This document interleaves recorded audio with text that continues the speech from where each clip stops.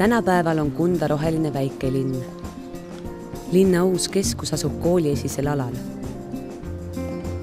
Kerkimas on ka uued elurajoonid, kus asuvad ka niinimetatud miljonivaatega väikemajad Kronkskaldal ja mujal. Kunda linna pargi roheluses asub Musumägi. Pargis võib leida nulgu, sitka, kuuske, punast pööki. 1893. aastal ehitati Kunda jõe ürgsesse kanjonisse Baltimaade esimene hüdroelektrijaam, mis oli mõeldud teise tsemendivabriku seadmete käivitamiseks, kuid toodab elektrit tänini.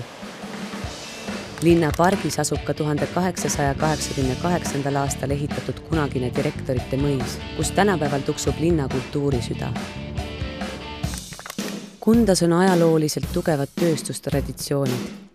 Tänu sellele on linnas alati jagunud nii tööd kui leiba. Tänapäeval on Kunda rand hästi hea korrastatud. Seal on mõnus päikest võtta ja supelda. Lastele on randa ehitatud mängumaa.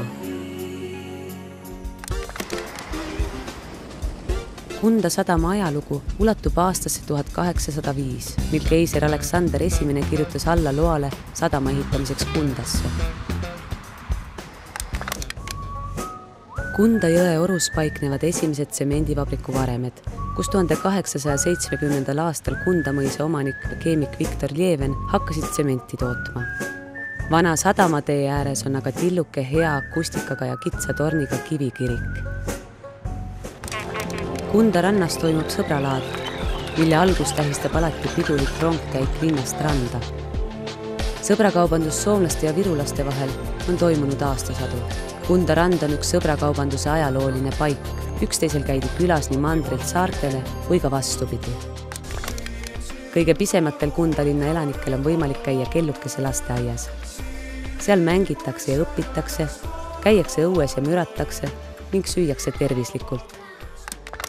Lasteaia juures tegutseb ka beebikool ning muusika- ja tantsuring. Kunda ühisgümnaasiumis õpib pisut vähem kui 500 õpilast ning töötab 47 õpetajat.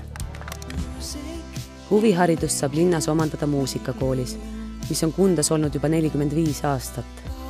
Seal saab õppida paljudel huvialadel. Mängida klaverit või viiulit, saksofoni või kitarri või leida mõni muu huvitav muusikaeriala.